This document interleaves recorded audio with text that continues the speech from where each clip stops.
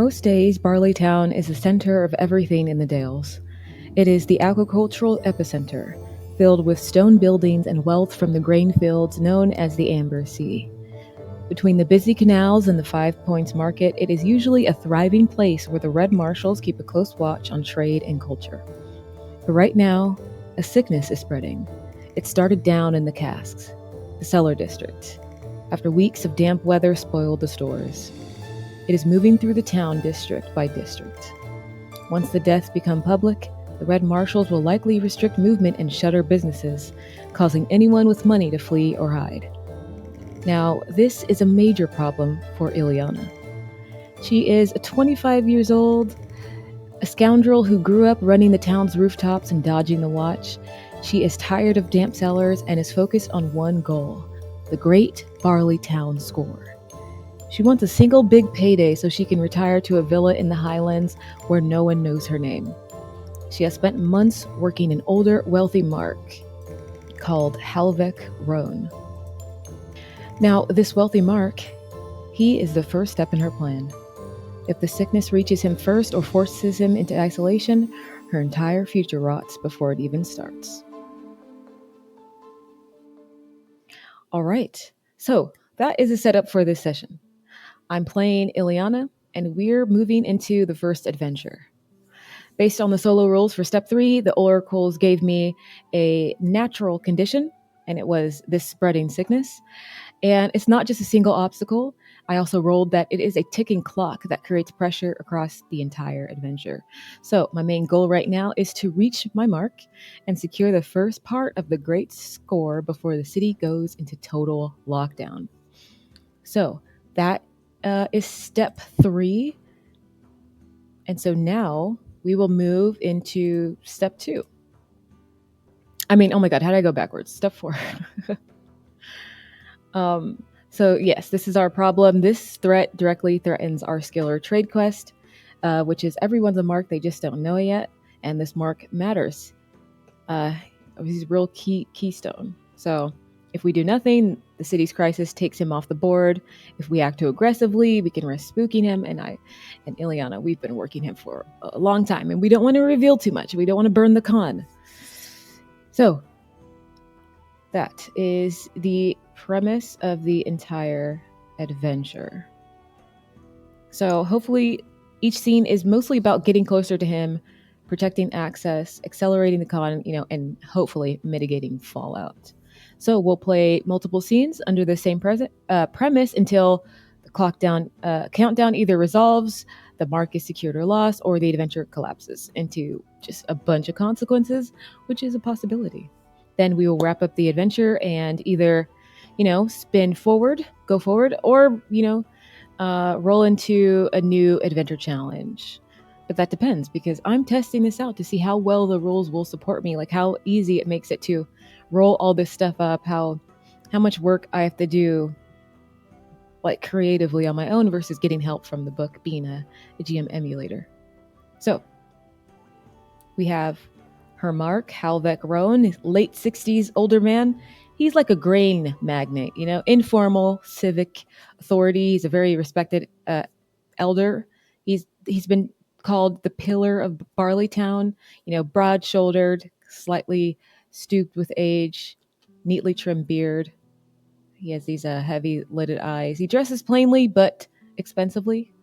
So he owns major grain storehouses. He funds repairs. He loans coins to guilds. He's not an official noble, but town officials defer to him a lot of the time.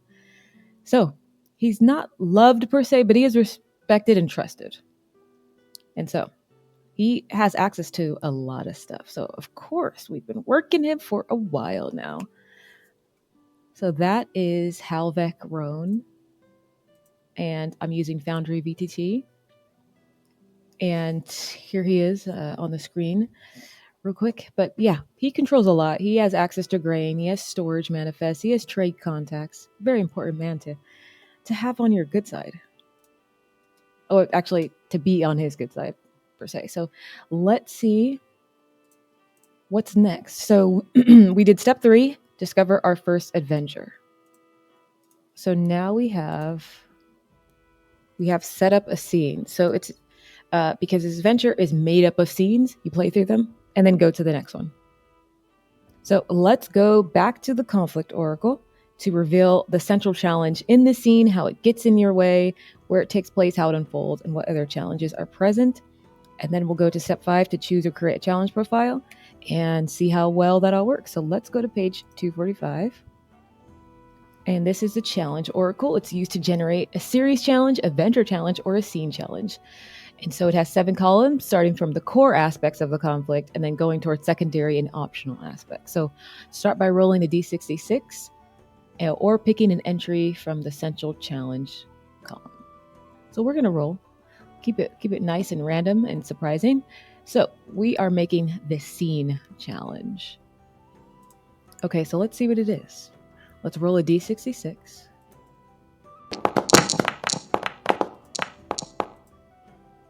Okay, so I rolled a 6 and a 1. So 6 and a 1. It's the main villain or major vexation. Already? The sickness. That's the main villain. Okay, so let's see the challenge roll, threats, and consequences. So let's see what that is. So we roll another d66. Okay, that's a 3 and a 3. So that is the threats and consequences is it stands as a major obstacle for, so it's an obstacle or mystery.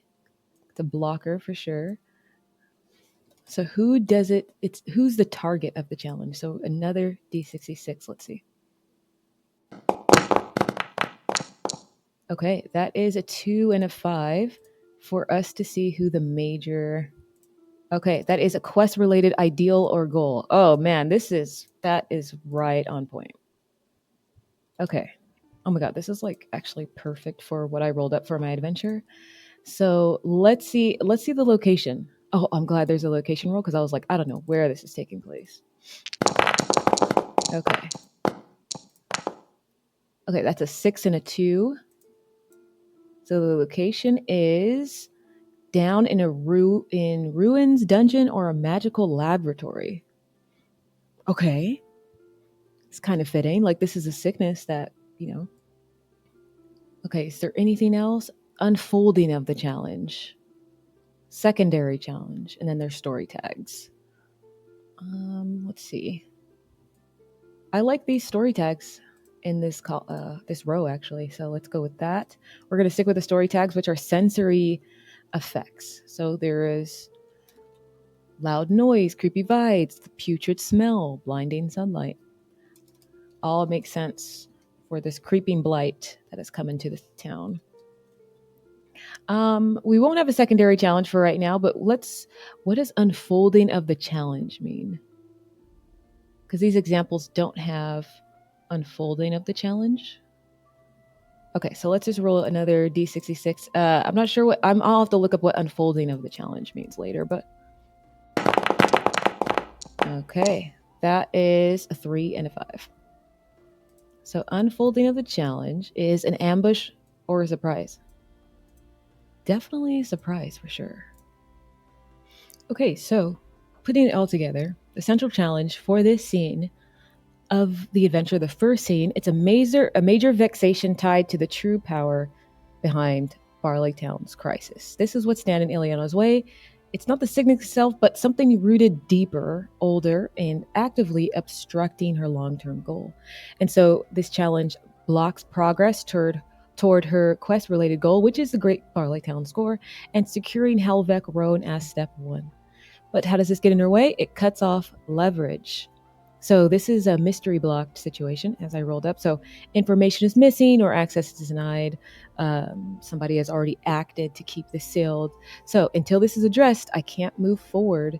I can't move the con forward. So the location, it's below Barleytown. It's beneath the casks cellar district. It's an old, half forgotten mine ruin that was, could have been once used as a ledger vault or a smuggler's archive or something. It's an abandoned storage of some space tied to maybe food preservation. So it's not a dungeon really, but it's, it's cramped and damp and feels off. So the story tags that will come into play: the putrid smell, it's rotting, spoiled grain, foul water, creeping unease, that sense of being watched or followed. And then there is, I think that's about it. And then there's the unfolding. So the scene begins with a surprise, right? Okay.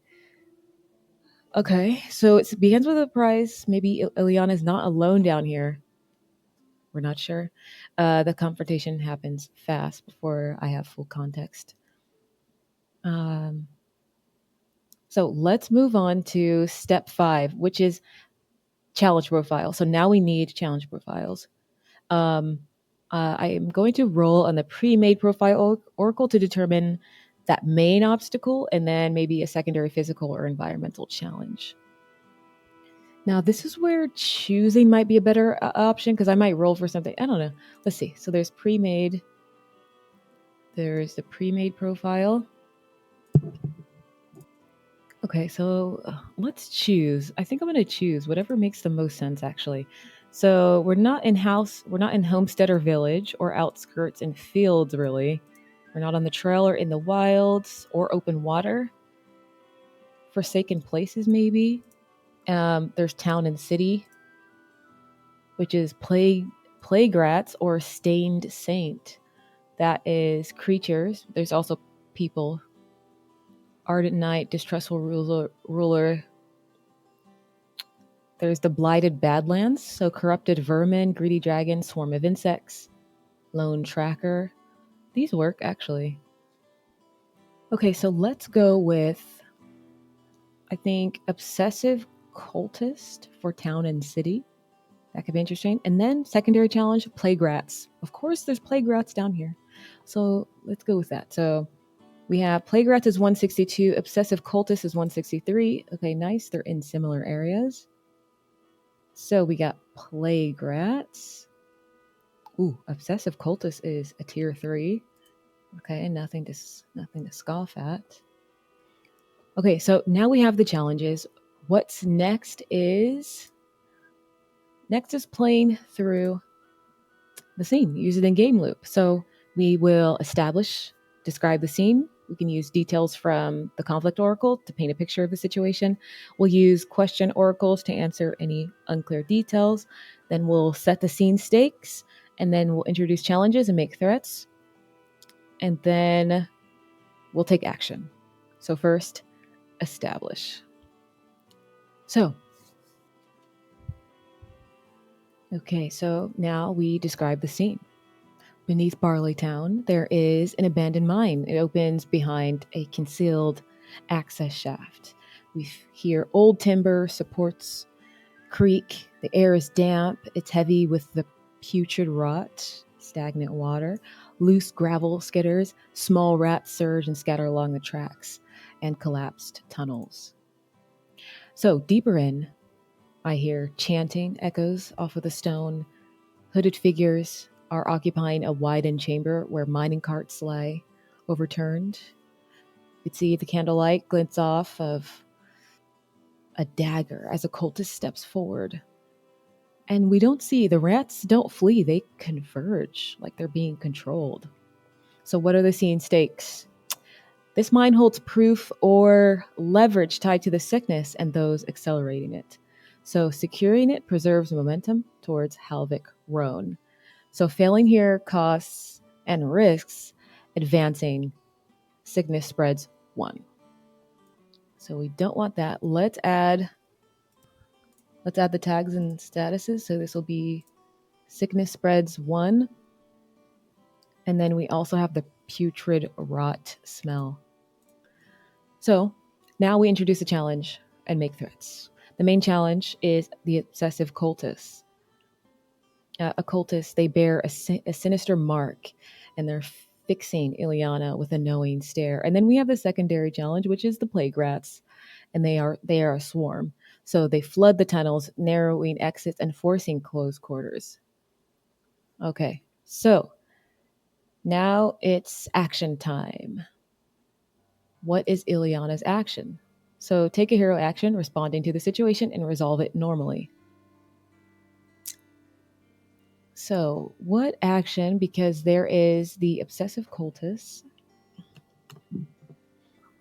Well, of course, I want to deal with them first. I'm thinking about my hero action. I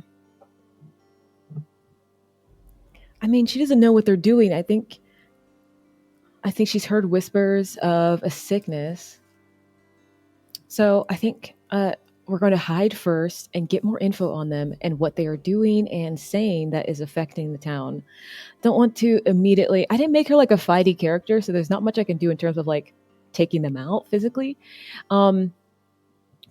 So she's more like she's talky type person and sneaky.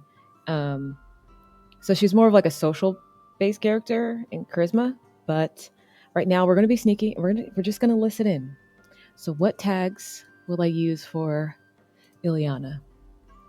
We have often underestimated, practice liar, gullible, victim, sleight of hand. Oof, I don't have much tags in terms of hiding. Maybe sleight of hand, maybe? I have sleight of hand and often underestimated. Oh my god. You know what? I also have prearranged distraction. Thank God. So this will be a detailed outcome. So I'm acting against an active challenge. I'm in their territory. So success or failure will meaningfully change the scene for me.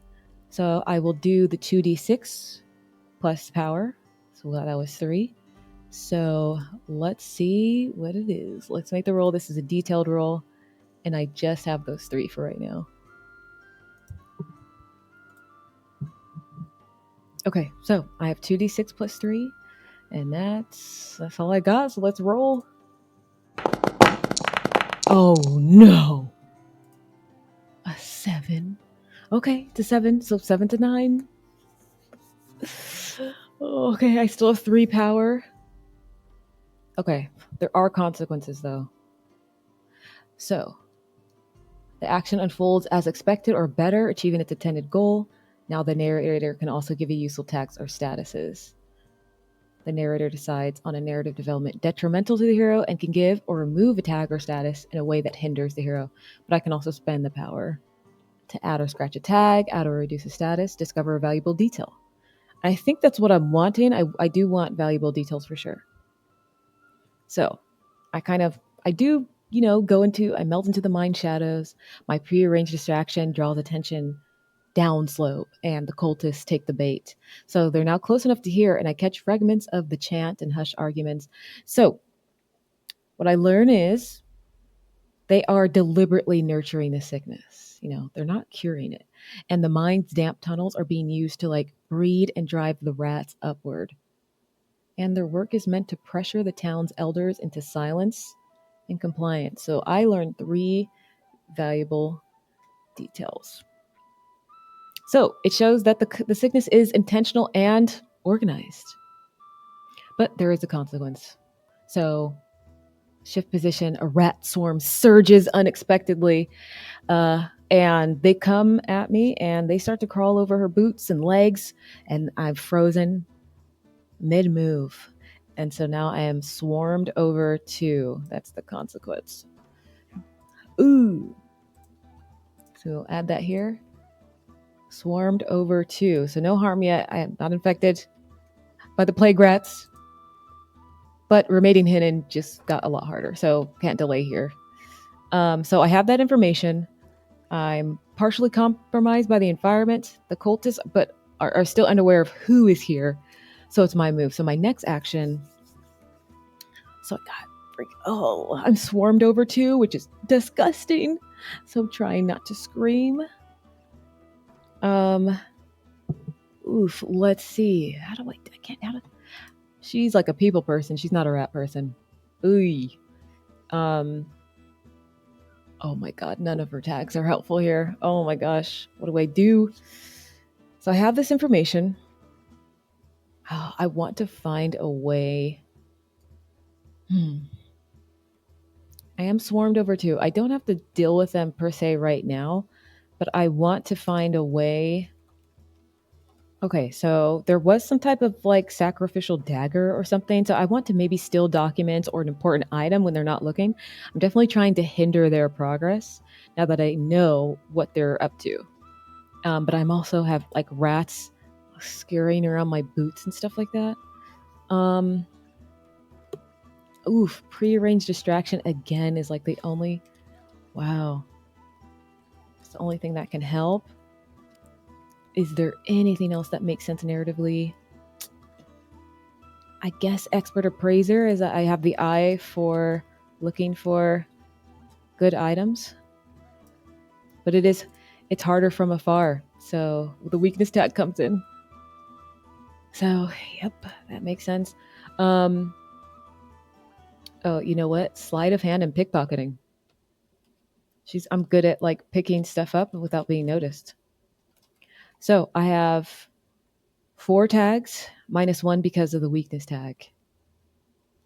So basically that was the game loop. I established a scene, I took my action, and then there was consequences, which was swarmed over 2. And then you continue to repeat that game loop until the challenges are overcome and or the scene stakes have been won, lost, or deferred, marking the end of the scene. So we're not at the end of the scene because we just have to keep repeating the game loop.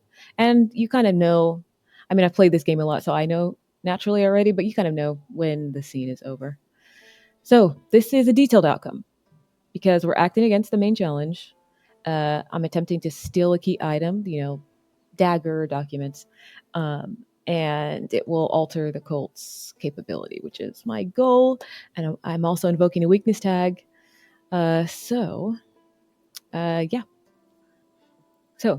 have the 4 tags that I'm choosing that are going to help out with the situation, but I also invoke the weakness tag harder from afar, because I'd either have to get closer than I'd like, or it's just that I'm trying to appraise these items or whatever the cultists are using, but it is harder. I'm far away from them, so it works best when I'm close up. So that's why that's coming into play. So basically, I have a +3 once again, and hopefully the higher the better. Let's go. Oh my God. Critical roll, double 6s. Wow. Oh my God. Nice. That is a critical success. There are no consequences. I am in full control here. So what happens? I use the distraction and the rat's movement as cover. Oh man, I was swarmed over 2, so that should have given me a -2. But I'd still get a 13. So, okay. The cultist's attention is split. The cursed dagger is, poorly secured. It's treated like a symbol. It's not guarded like a weapon. So with practice ease, I lift the dagger cleanly and I leave the cultist unaware, still chanting. So now their ritual is now like materially compromised, at least. I still have 3 power. I want to, I'm going to use it to discover a valuable detail. And then I'll use the other 2 to reduce the status. So I'm going to remove the swarmed over 2. So now that I have this dagger, I'm going to add it to my backpack. Makes sense. And so what do I do next while the cult still doesn't know what they've lost? So I learned a valuable detail. We're going to say the accursed dagger is the ritual's binding focus. So without it, the cult cannot coordinate the rats or sustain their chant-driven control. So I can remove swarmed over 2 as well. So delete that. The accursed dagger is added to the backpack. So what do we want to do next? So now we're back at the establish phase. So I want to get out of here. I want to use overturned trolleys or collapsed timbers and loose stone to block the mine exit while the cult is unaware. Again, this is a detailed outcome because I'm trying to alter the battlefield of sorts, and it will constrain the cultists and plague rats. So success or failure would change how the scene continues, of course. Now, I think I only have a few, so I'm going to use sleight of hand. I'm going to use sleight of hand, often underestimated, and prearranged distraction. Okay, prearranged distraction is pretty OP. Not OP, but it's really helpful in a lot of situations. Don't think the dagger is going to come into play or help me. So just those three. So 2d6 plus 3, and this is a detailed roll. Let's go. Oh, nice. I'll take it. I'll take it. Another 10 plus, another power of 3. So I move fast and quiet. I tip some overturned trolleys just enough to jam the narrow track. I start to drag loose timbers, stone into place. The work looks accidental, looks like an old collapse finally giving way. And so now the exit is now effectively blocked. The cultists still remain underwear. Their chants falter slightly without focus, but they don't know yet why. So now I have 3 power that I can spend. I can add or scratch a tag, add or reduce a status to discover a valuable detail. And then there's advanced options. Let's see. There are advanced options indeed.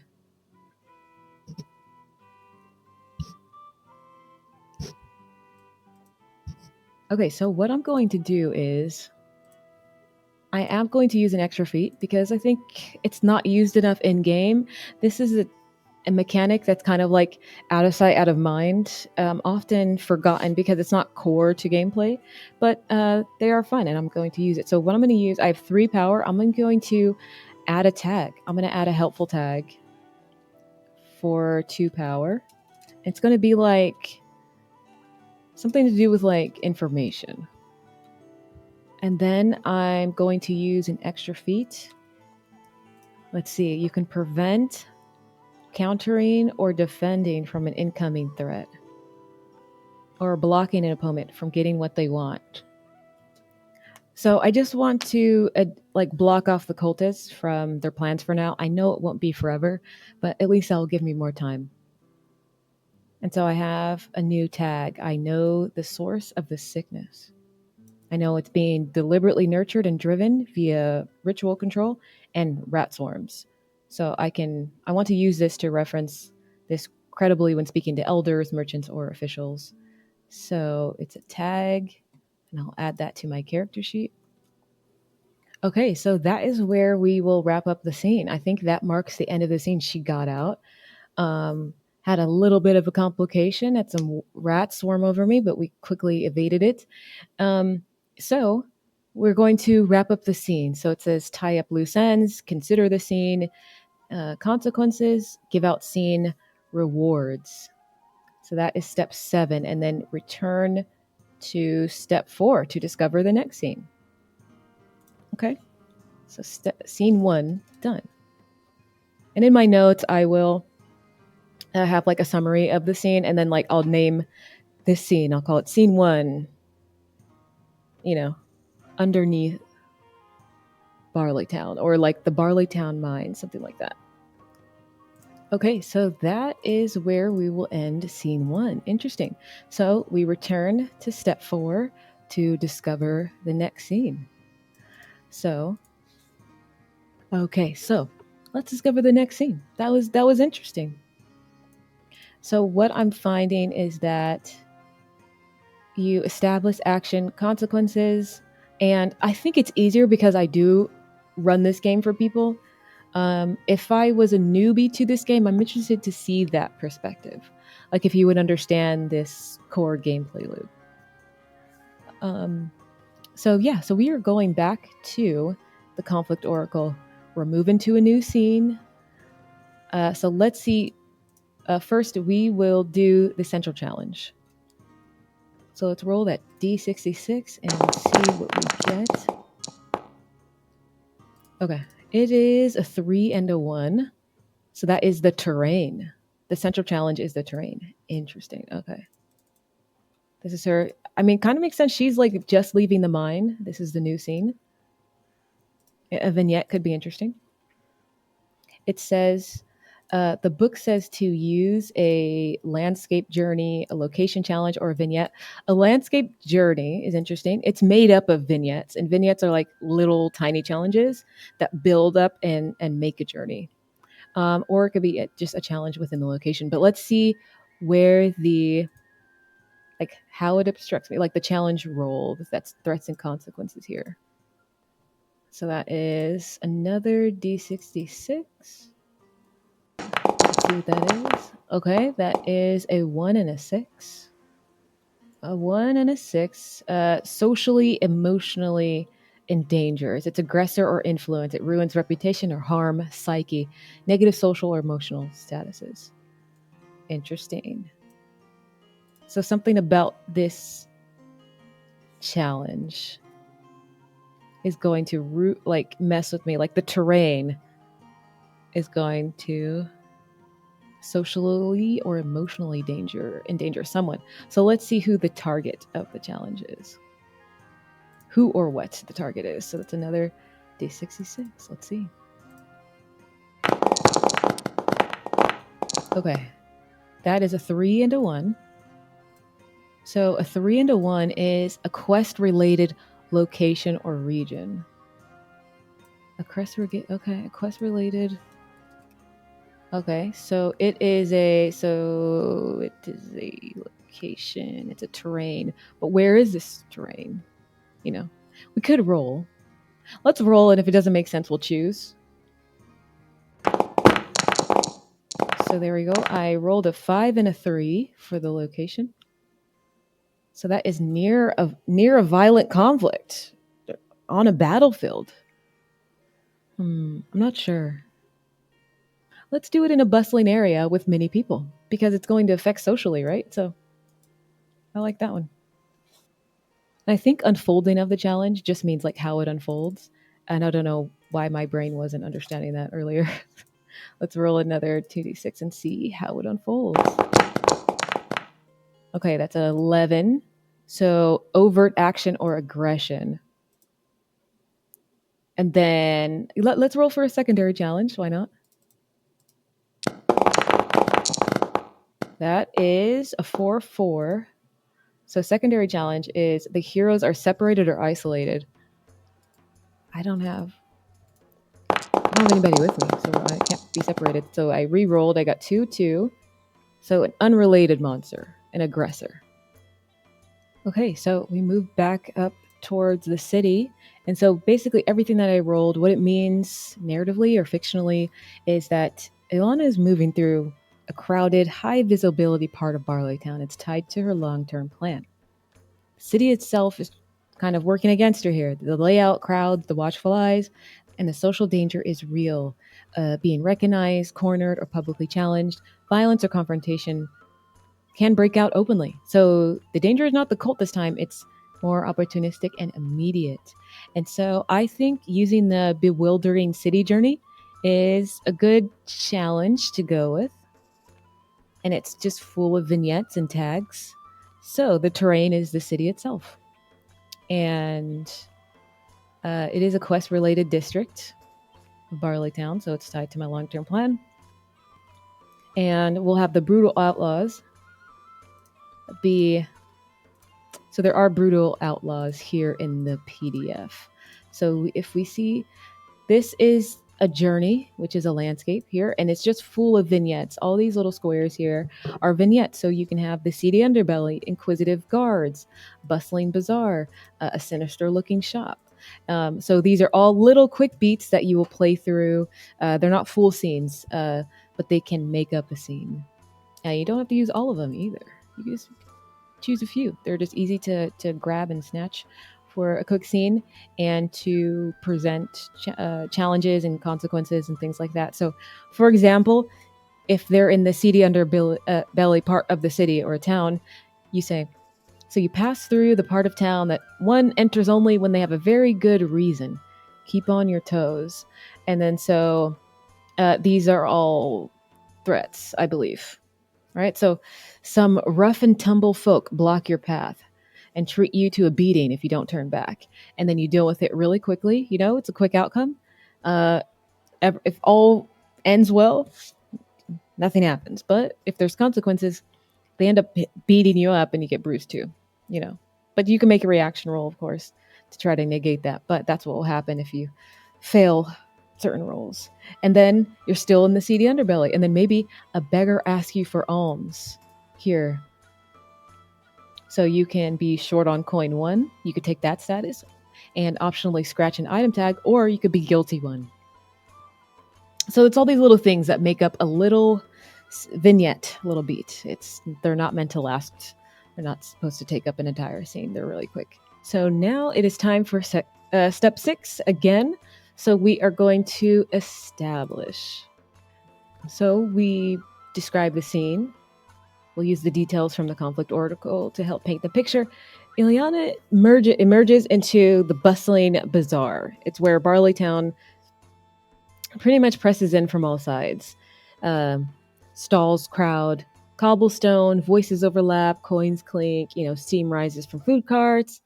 And the streets here they are grimy, overcrowded, and narrow. Those are the scene tags in this place. So let's add those in. These are the scene tags. So we have grimy. So we have grimy, overcrowded, and narrow. Those are the streets, funneling people shoulder to shoulder. So movement is pretty slow, and it's public. Eyes are lingering. Someone bumps into her, keeps walking. But at the edge of the market, tone shifts. The crowd thins into the seedy underbelly of alleys and throughways. And that's where the noise drops. I can notice a lot more people here. So setting the scene stakes is the other part of establishing. So this district matters because it's part of Ileana's long game in Barleytown. So if she gets delayed, exposed, or even publicly humiliated here, her reputation suffers and access tightens. So word travels fast in crowds like this. So the sickness is already making some people jumpy, so any mistake will become memorable. And the next, introduce challenges and make threats. So the main challenge is the bewildering city journey inside of the Legend of the Mist book. So the threat. I become lost in the labyrinth of the city streets here. So the crowd surges and starts to redirect me, pushing me away from where I intended to go. And then the secondary challenge is the outlaws, but we'll deal with them second. So main challenge, getting lost in the labyrinth of the city streets. So I would say that overcrowded is definitely going to mess with me here. Overcrowded. So that scene tag is probably going to be a hindrance. I'm thinking about what I could do because I'm looking at my tags. I really don't have anything in terms I got to get really creative. I don't have anything to help her with physical stuff. So I think maybe often underestimated is going to help. Okay, yeah, I think often underestimated is the only thing that's going to help me, and it being overcrowded is going to work against me. So I'm going to make a quick roll. Okay, that's it. This is just going to be a flat 2d6 and hope for the best. So let's go. 0 power. Oh my gosh. Oh, wow. That's bad. That's a 6. I have a minimum of a power of 1, but that's, oh man. So that's my action for that. And then there is consequences. So the consequences come in. What happens? The crowd doesn't just slow me. It turns on me. There's I get shoulder checked, hit in the side. I stumble into a vendor stall, sending goods clattering. Voices rise. Someone shouts, "Thief!" Because that's what people shout when they're scared and something goes missing. The outlaws, at that point, I'll say they use that moment. One of them raises his hands like he's helping, loud enough for everyone to hear. He says, "Easy now, miss. No need to run." And I'm suddenly the center of attention in the worst possible way, worst possible place to be noticed. And then I will get the exposure to status.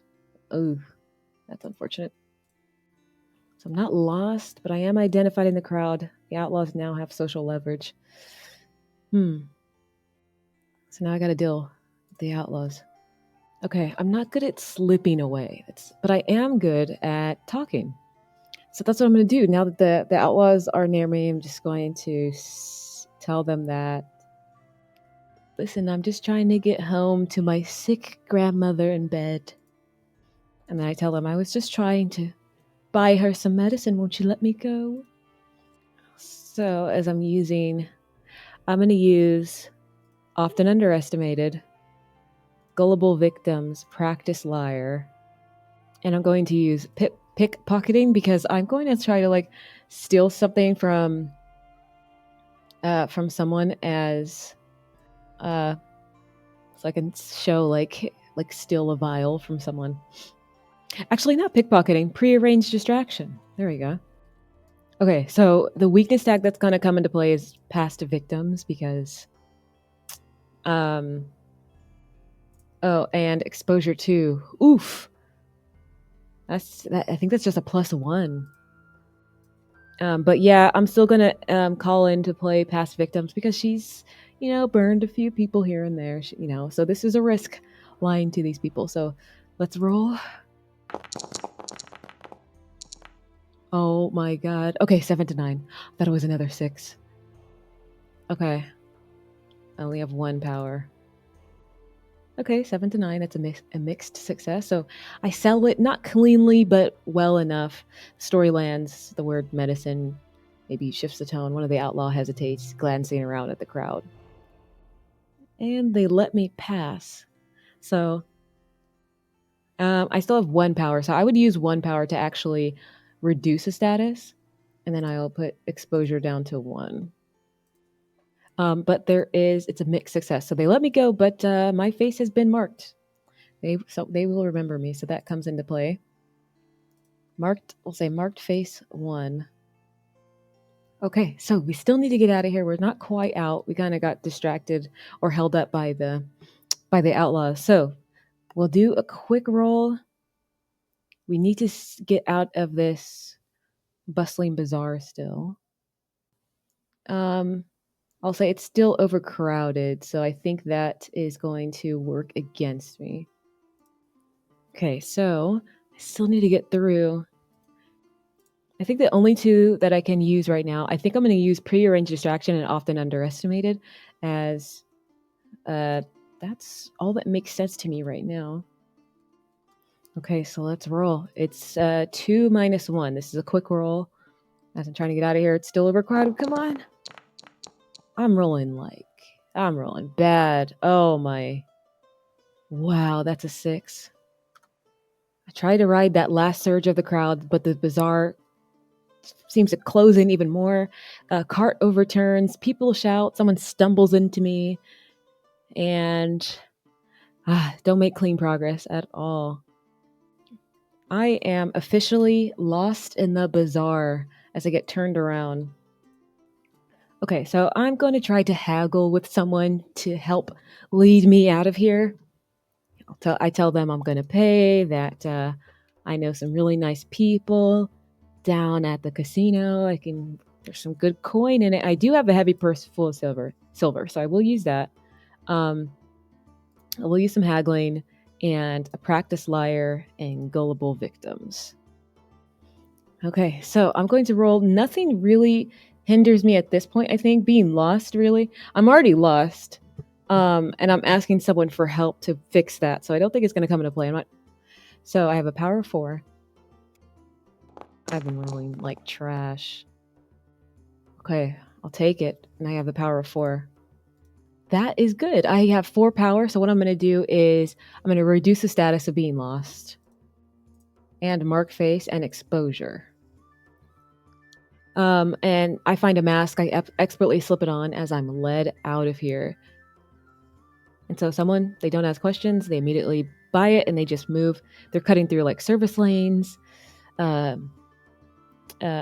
the worst of the crowd, and I'm out before anybody can look twice. And so mask goes on and then attention slides off of me. And then I exit the bazaar, still anonymous. and on schedule. Okay, so that's it for that scene. As that opened up, so let's go. So that is where we'll wrap up the scene. So that's the next step, where you tie up loose ends, consider scene consequences, and give out scene rewards, and then return to step 4. So yeah, nothing new here. No big tie-ups to no loose ends to tie up.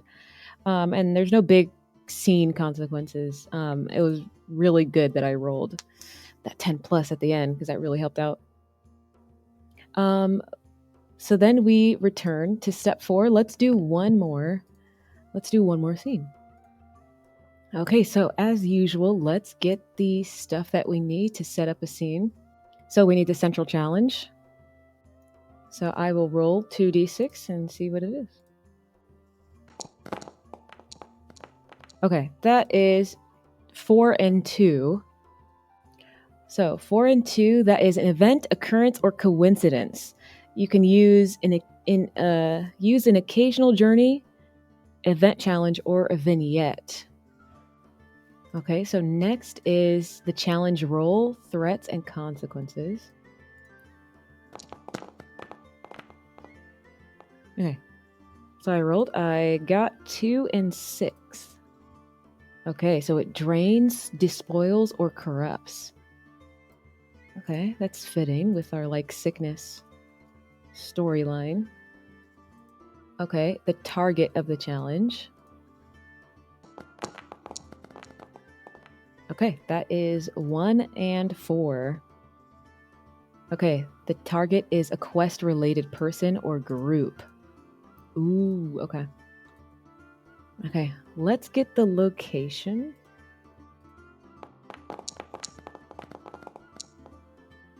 And that is a 1 and a 6. So the location is a liminal or bucolic area beyond the town. So that's outskirts and fields. And then how is the challenge going to unfold? Let's see.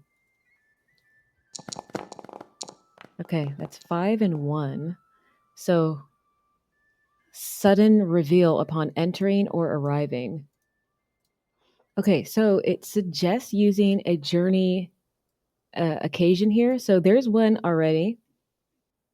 That is called Harvest Festival. Every year, the community celebrates the last harvest before the coming winter, congregating in a field near the village with a colorful, food-rich festival just as the sun begins to set.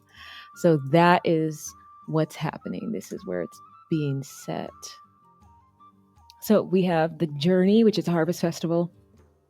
An occasion, we have the challenge roll, which is a sapper. And then the target is a quest-related person or group. So let's say I just arrived beyond Barleytown. Okay, so yes, I just beyond Barleytown, lanterns hanging from poles, bonfires are crackling.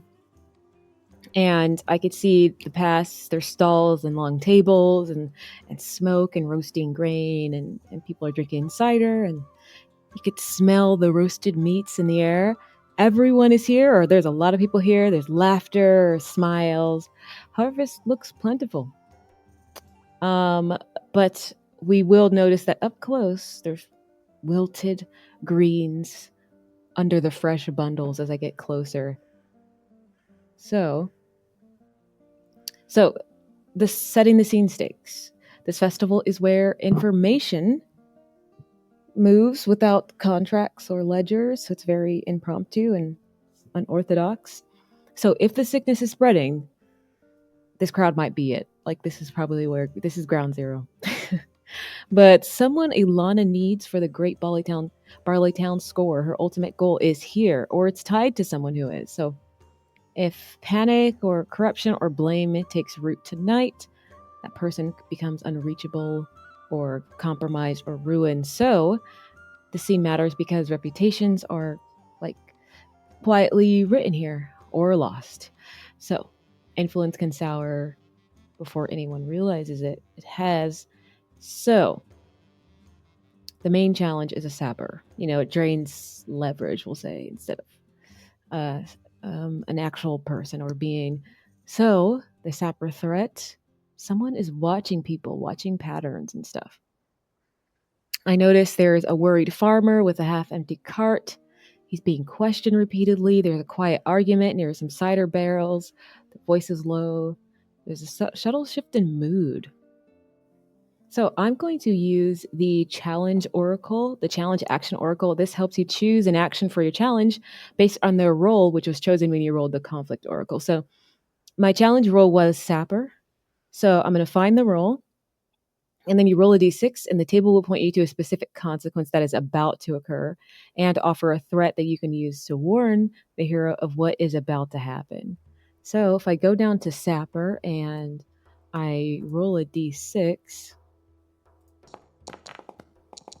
okay, that's a 4. So a 4 is weaken, make a move against a hero's very strength or capabilities.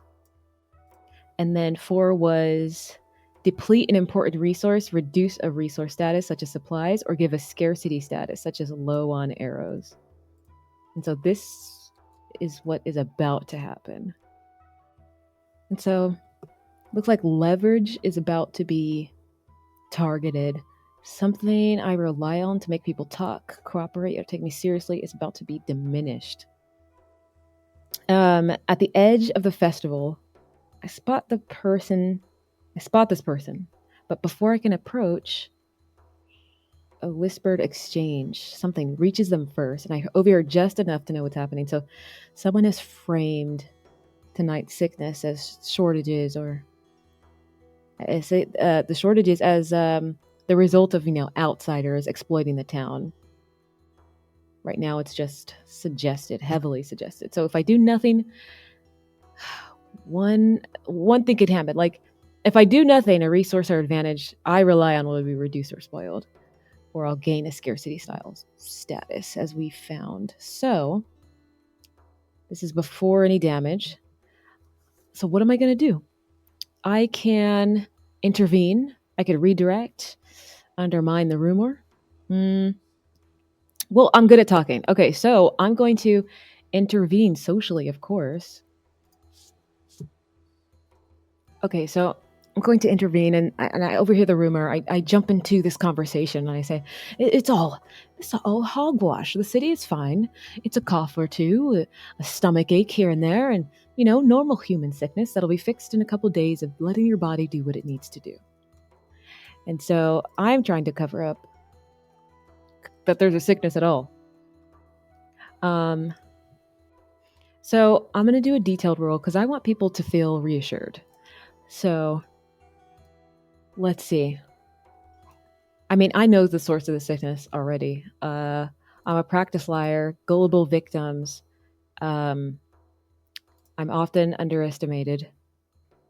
And you know what? I do know the source of the sickness, and I think that's going to help me. I'm not going to tell them. I am lying. So there's a little bit that's helping me sound truthful because I do know what the truth is. I'm going to say past victims will come into play because I've lied to a lot of people. Okay, so I chose 4 tags and 1 weakness tag, so that is going to be 2d6 plus 3 total, and I want to do a detailed outcome roll, and we'll see how it goes. Come on. Oh my gosh. Okay, 7 and 9. I rolled a 4 plus 3, and I have a power of 3. So what I want to do is I want to spend my power to I'm going to spend, I have 3 power. I'm going to spend 1. Actually, I'm going to create a status. Oh no, I'm going to create a power tag for the scene. I'm going to call it Reassured Crowd. And then I'm going to use 1 power to mitigate the consequences coming my way. You can use an extra feat to do that. Okay. So I create the power tag, Reassured Crowd. That's going to be, it's available in the scene. It can be leveraged socially, so that's helpful. I use that extra feat. The crowd is reassured, but, not unified per se. So, okay, so now that the Crowd has been reassured. I do want to approach the quest-related person and resolve this sapper permanently, because I feel like the sapper is like a rumor monger. Like someone is like poisoning the ear of people here, I think. So this will definitely be a detailed role. I'm trying to target the core function of the challenge, so I'm attempting like a permanent resolution. So what's at stake? The sapper's influence on this person is cut off. I can secure leverage towards the Great Barleytown score. Maybe on a 7 to 9 I could stop this sapper, but it cost me something specific, or the sapper shifts elsewhere, So, and then on a 6 minus, the sapper lands a full weaken consequence. So before I roll, what do I do? Let's see. What can I do? I can lie, I can bargain, I can threaten, reveal knowledge, name names, etc. Which tags am I using? Okay. So I'm approaching this person, the quest-related person. Okay, so I'm going to say the quest-related person is the assistant to the main guy. And let me see what his name was again. Halvek. Yes, Halvek. And I want to reassure them. I'm unsure if they have heard any of the rumors, and I want to see what they know and quell any suspicions. So I go to meet their assistant. We'll say it's a man named Albert. Albert Hill, that's his name. He's a stout man. Loves his sweets. That's what I'll say. So let's see. I am a practiced liar. I got gullible victims. And reassured crowd is going to help me. And I'm often underestimated, especially with the way that I look. I look a little bit on the younger side, so people are always like unsure. So I think those are the main 4 that I'm going to use. None of the weakness tags come into play. And so those are the 4 I'm going to use. Okay, so let's roll that. This will be detailed roll. 2d6 plus 4. Come on. I've been rolling trash on these dice. Come on. Yes. Oh, yes. That's a 13. And that is 4 power. Okay, so awesome. Albert Hill, he buys it. And not only do I calm him, I basically orient him. He trusts me as someone who understands what's happening and isn't panicking. Whatever outside pressure was trying to sour him loses its grip. And this is the exact pressure point that sapper was working through. So now I am in the position to end this thing permanently. So I can end it here. I can do I'll do sapper influence broken 2. And I can create that status. So that's 2 power spent. And then I can add a tag. Trusted by Halvek's assistant. Ooh, that's a nice one. And I believe that's all 4. Because to create that tier 2 status, I had to use 2 power. And then to create a tag, it's another 2 power. So now that he trusts me, Albert is going around and he's quietly correcting people when it comes up. The rumor loses its traction before it can harden it into anything solid, or panic can set in the crowd. So more importantly, Albert treats me as someone in his inside circle. So if Halvek hesitates later, Albert can help smooth it over, and if doubt creeps in, Albert comes to intercept it. I am very happy. So if access is needed now, I can definitely call on Albert. So we are still in step 6, which is play the scene. So that was the we established action and consequences. So we can do it one more. I mean, the stakes have pretty much been won, so we can technically wrap this scene. So the Harvest Festival settles back into song and smoke. Albert Hill, he moves through the crowd with renewed ease. I mean, the crowd is reassured. Conversations start to soften. The worry starts to lose its edge.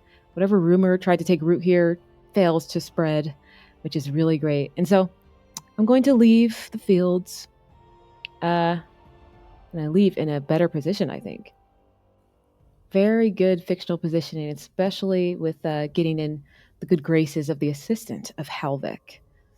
So this is a concrete step toward the great the great Barleytown score. And that is where we will end this session.